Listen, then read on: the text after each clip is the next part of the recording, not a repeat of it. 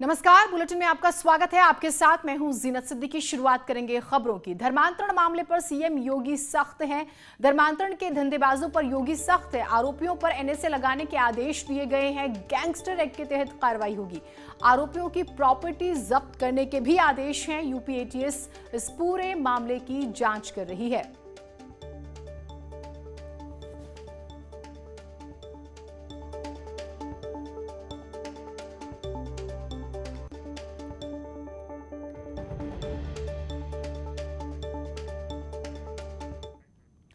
वहीं धर्मांतरण मामले में मंत्री मोहसिन रजा का कहना है कि यह बहुत गंभीर मामला है और इसके जरिए आतंकी वारदात हो सकती है।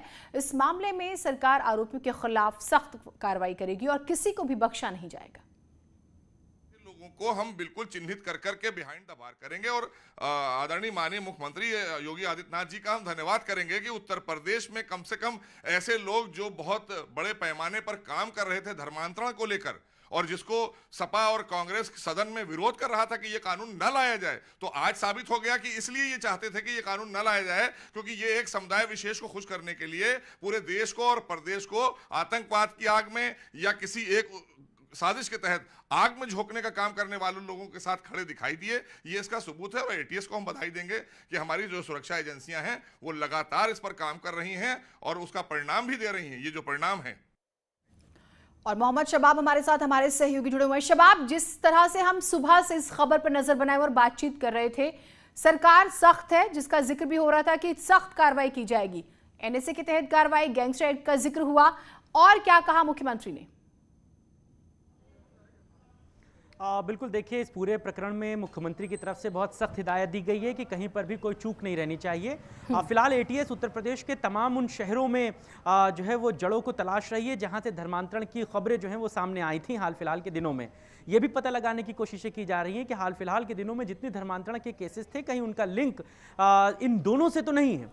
फिलहाल इन सब के बीच में एक बड़ी खबर यह भी है जीनत कि अब से तकरीबन 1 घंटे के बाद यानी कि 2 बजे एटीएस जो है वो वीडियो कॉन्फ्रेंसिंग के जरिए इन दोनों आरोपियों को रिमांड पर लेने की वकालत करेगी, क्योंकि इन दोनों को कल गिरफ्तार करके जेल भेज दिया गया था, जिसके बाद एटीएस आज दोपहर में 2 बजे वीडियो कॉन्फ्रेंसिंग के जरिए इनको रिमांड पर लेगी और उसके बाद रिमांड लेने की बात कहेगी। रिमांड उन्हें मिल जाती है तो फिर उसके बाद आगे की इनसे कड़ाई के साथ जो है वो पूछताछ की जाएगी। लेकिन दूसरी तरफ जहां जहां पर इनके लिंक जुड़ रहे हैं, फिर चाहे वो नोएडा की बात हो, कानपुर की बात हो, फतेहपुर की बात हो या पश्चिमांचल के कुछ शहरों की बात हो, वहां पर भी एटीएस के अधिकारी, एटीएस के अफसरान जो हैं वो तमाम बिंदुओं पर पैनी निगाह रखे हुए हैं। तमाम तरीके से जो जांच पड़ताल है उसका दायरे को बढ़ाया जा रहा है।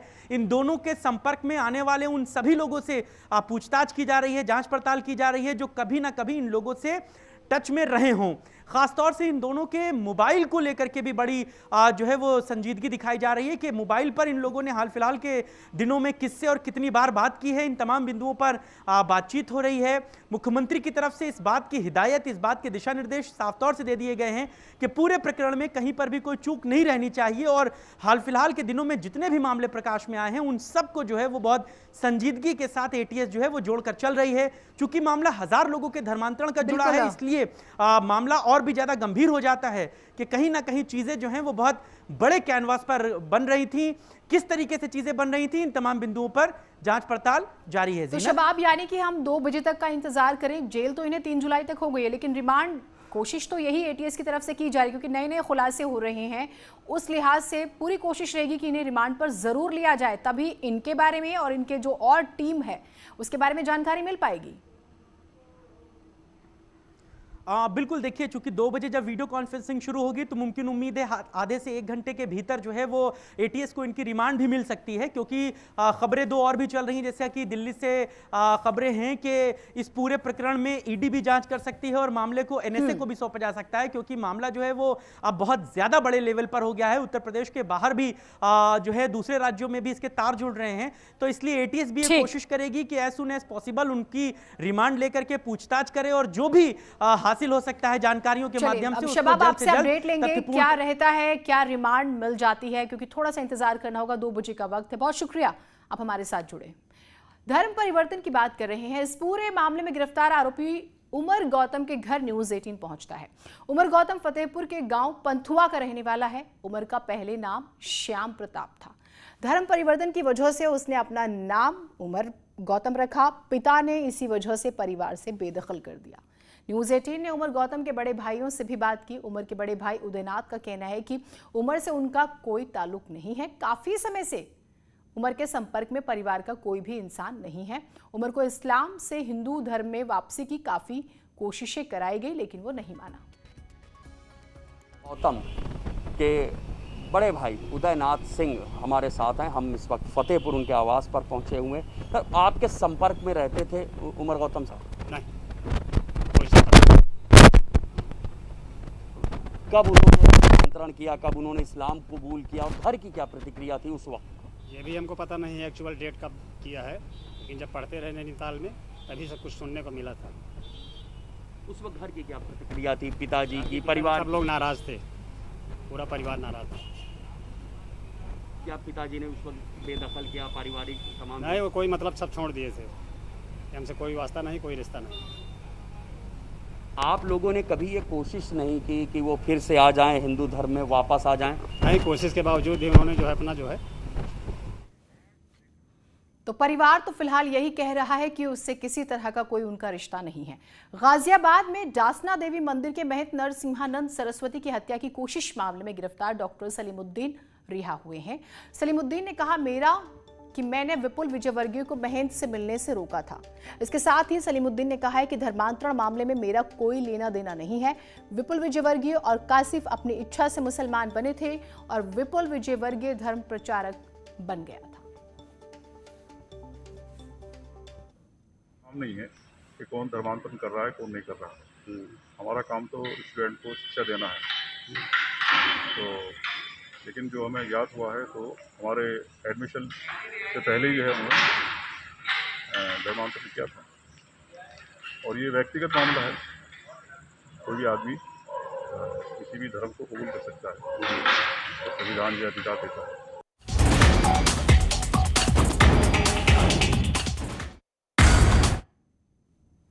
उधर बीजेपी मुख्यालय में बीजेपी की बैठक शुरू हो चुकी है। 2022 चुनाव को लेकर बीजेपी का महामंथन चल रहा है।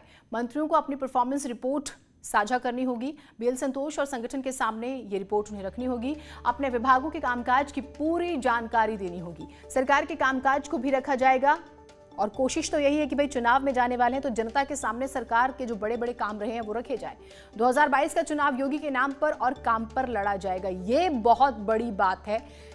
जो लोग किंतु परंतु कर रहे थे, ये उनके लिए बहुत बड़ा जवाब भी और प्रदेश की जनता के लिए 2022 का चुनाव योगी के नाम पर और काम पर लड़ा जाएगा मौजूदा सरकार के।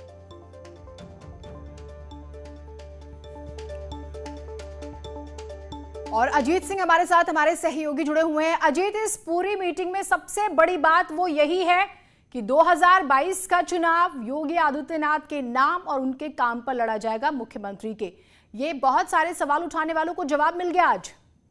देखिए, बिल्कुल जीनत, सवाल खड़े करने वालों को जवाब मिल गया। और जब दिल्ली दौरा था मुख्यमंत्री का, उसी दिन साफ हो गया था कि 2022 का चुनाव मुख्यमंत्री योगी आदित्यनाथ के नाम पर और सरकार के काम पर लड़ा जाएगा। कल संघ ने बैठक की, पहली बार संघ ने सरकार के बीजेपी की बैठक की। संघ की तरफ से भी कहा गया कि वो सरकार के कामकाज से खुश है। और अब सरकार के मंत्रियों से उनकी परफॉर्मेंस रिपोर्ट मांगी गई है, क्योंकि 2017 का जो संकल्प पत्र था जिसे बीजेपी ने घोषित किया था, सरकार ने उसे कितना पूरा किया, कितना नहीं पूरा किया, उसको लेकर मुख्यमंत्री ने मुख्य सचिव के साथ बैठक की है।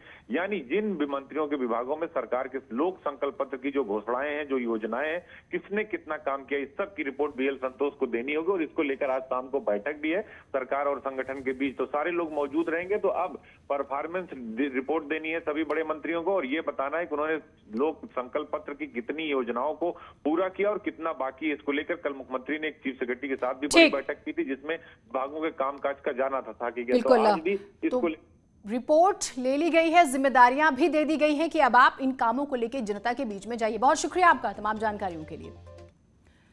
बीजेपी मुख्यालय में बीजेपी की बैठक शुरू हुई। बीजेपी की बैठक का आज दूसरा दिन है। लगातार हम आपको जानकारी दे रहे हैं। प्रदेश पदाधिकारियों के साथ ये बैठक हो रही है।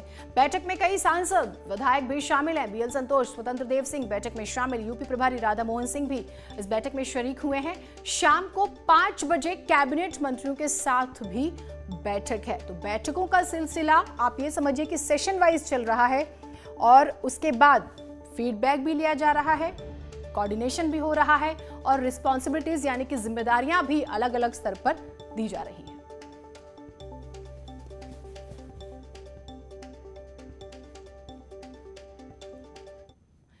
मंत्री सिद्धार्थनाथ सिंह ने कहा है कि बीजेपी चुनाव के लिए पूरी तरह से तैयार है।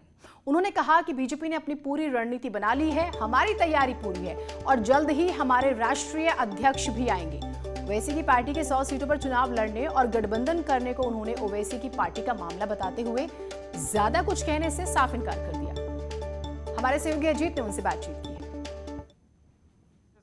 2022 के चुनाव को लेकर राजनीतिक दलों ने सियासी कसरत शुरू कर दी है। जहां बीजेपी बीएल संतोष राष्ट्रीय संगठन मंत्री पिछले 2 दिनों से बैठक कर रहे हैं, तो आज असीसुद्दीन ओवैसी ने भी 100 सीटों पर लड़ने की बात कही और बाकायदा जो लोग चुनाव लड़ना चाहते हैं उसके लिए आवेदन पत्र भी जारी कर दिया है। हमारे साथ सिद्धार्थनाथ सिंह है, सरकार के मंत्री और प्रवक्ता। सर, ओवैसी भी 100 सीटों का ऐलान कर दिए हैं, वो कह रहे हैं कि आवेदन भी जारी कर दिया है विधायकी के लिए। वो उनका निर्णय है, मगर भारतीय जनता पार्टी अपनी तैयारी पिछले साल से ही शुरू कर चुकी है। दिसंबर में 2020 में हमारे राष्ट्रीय अध्यक्ष आए थे, उन्होंने बैठकों का एक दौर शुरू किया था।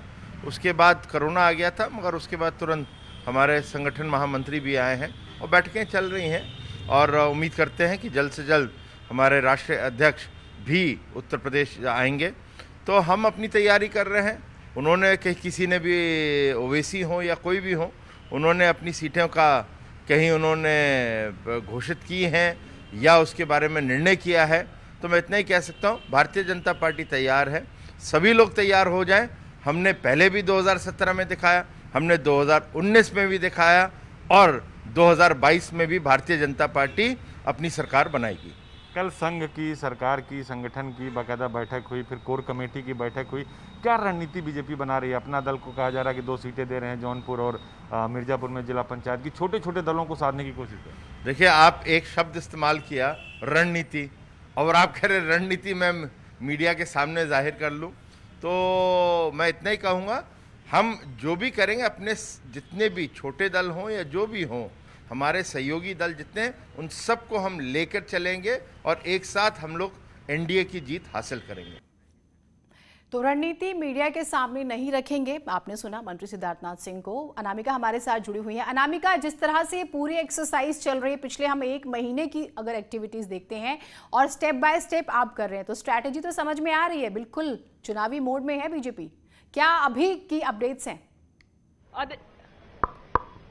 देखिए, 2022 के चुनाव को लेकर जिस तरीके से तैयारियां कर रही है बीजेपी, एक तो तस्वीर ये है कि जहां पर बीजेपी दफ्तर पे लगातार बैठक चल रही है, और ये महत्वपूर्ण बैठक इसलिए क्योंकि इस बैठक में पूर्व विधायकों को, वर्तमान सांसदों को, पूर्व सांसदों को, यानी कि जो जो संगठन के पदों पर हैं, संगठन के पदाधिकारी हैं, उनको इस बैठक में खास तौर पर शामिल किया गया है। अब तक जो हरीश द्विवेदी हैं, उनकी बात करें हम, प्रियंका रावत की बात करें हम, अनूप गुप्ता की बात करें हम, या बाकी पदाधिकारियों की बात करें, सारे अंदर मौजूद है और बैठक चल रही है। लेकिन इस बीच ये भी समझना होगा कि 2017 से 2022 का चुनाव कितना अलग है।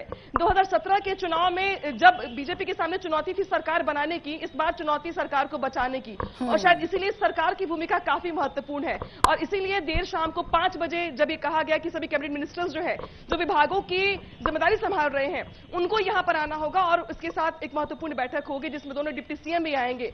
तो ये कहा गया कि पहले सरकार के लोग अपने कामकाज का ब्यौरा देंगे, साथ ही संगठन जो सर्वे करवाता है कि उनके क्षेत्र में कितना काम हुआ है, कितने लोगों को क्या क्या चीजें मिली है, नहीं मिली है, रिपोर्ट्स क्या कहती हैं, इसको लेके भी बारीकी से जांच परख की जा रही है। तो अगर इस लिहाज से देखा जाए तो ये भी बैठक चल रही है और इसके बाद जो महत्वपूर्ण बैठक होने वाली है, अपडेट्स हम आपसे लेते रहेंगे। बैठक चल रही है और अगर आप इस पूरे बैठक की प्रक्रिया को देखें तो आप समझ पाएंगे कि किसी step by step alert mode पर ये बैठक हो रही है। एक बड़ी खबर आ गई इसी बीच, आपको बता दें, लोक संकल्प पत्र को लेकर भी बैठक। सीएम योगी ने मुख्य सचिव के साथ बैठक की है, योजनाओं पर हुए काम की जानकारी ली, पत्र में शामिल योजनाओं पर कितना हुआ काम। संगठन की बैठक में भी सरकार की योजनाओं, संकल्प पत्र की घोषणाओं को लेकर समीक्षा। कुल मिलाकर प्रदेश सरकार ने कौन कौन से काम किए, कितने फीसदी हो गए, जल्द से जल्द पूरा करना है, ये आप समझिए कि जनता के बीच में जाना है और हर काम के बारे में बताना है, जो कि मुख्यमंत्री का स्टाइल है। तो इसको लेकर यानी कि संकल्प पत्र की घोषणाओं को लेकर समीक्षा हुई है। वैसे पिछले दिनों अखिलेश यादव सवाल उठा रहे थे, जिस पर डिप्टी सीएम दिनेश शर्मा ने कहा था कि उन्हें आत्मविश्लेषण की जरूरत है। उन्होंने सवाल उठाया था कि जो वादा किया गया संकल्प पत्र का, एक भी पूरा नहीं किया सरकार ने। आज आप देख रहे हैं कि बड़ी खबर ये आ रही है कि बाकायदा इस पर बैठक हो रही है और इसे ही लेकर आगे जनता के बीच में जाना है। तो जो घोषणाएं हुई हैं, जिस पर काम हुआ है, उसकी समीक्षा मुख्यमंत्री ने खुद की है मुख्य सचिव के साथ बैठक।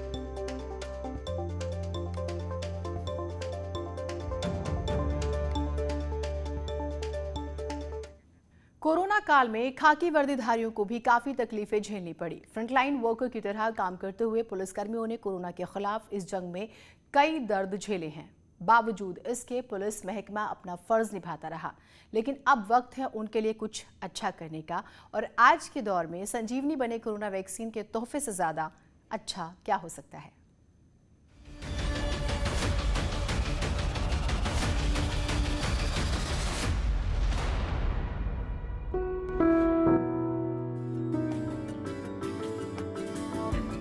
जब दुनिया घर में आराम फरमाती है तब भी पुलिस अपना फर्ज निभाती है, लेकिन जब बात घर वालों के सुरक्षा की आती है तो कोरोना काल में उनकी नजर भी कोरोना के खात्मे के लिए बने टीके पर आकर ठहर जाती है।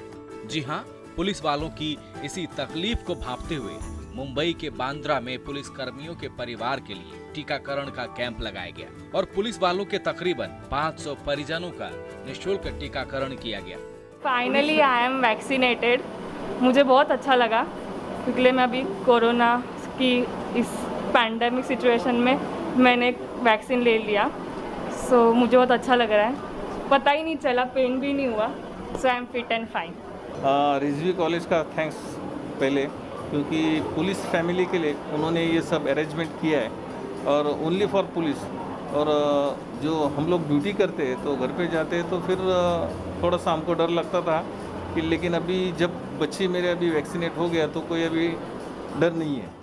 पुलिस कर्मियों के परिजनों के लिए चलाए गए स्पेशल वैक्सीन ड्राइव में शिवसेना सांसद राहुल शेवाले समेत help yourself foundation, Rizvi education trust और साई अस्पताल की टीम ने महत्वपूर्ण भूमिका निभाई। बांद्रा के रिजवी कॉलेज में आयोजित किए गए इस टीकाकरण अभियान में तकरीबन 500 से ज्यादा लोगों को निःशुल्क टीका दिया गया। काफ़ी थैंकफुल हूँ इनको मैंने अभी ऊपर भी देखा। इनका काम एजुकेशन फील्ड में तो बहुत ही उल्लेखनीय है। अगर आप इनकी लाइब्रेरी देखो, इनकी कॉलेज देखो, जितने बच्चों को इन्होंने पढ़ाया है, इनकी स्कॉलरशिप तो वो तो है ही, लेकिन जब ऐसे कामों में ऐसे ट्रस्ट आगे आते हैं, डॉक्टर ऋषि साहब आगे आते हैं। कोविड से उपजे इस संकट काल में कानून व्यवस्था बहाल रखने की जिम्मेदारी हो या फिर विकट परिस्थितियों में फ्रंट वर्कर की तरह सुरक्षा ढाल बनने की जरूरत, खाकी वर्दी वाले हर जगह डटे नजर आते हैं। ऐसे में उन पुलिसकर्मियों की हौसला अफजाई का इससे बेहतर तरीका बेशक कोई दूसरा नहीं हो सकता। मुंबई से ब्यूरो रिपोर्ट, न्यूज़ 18 नेटवर्क।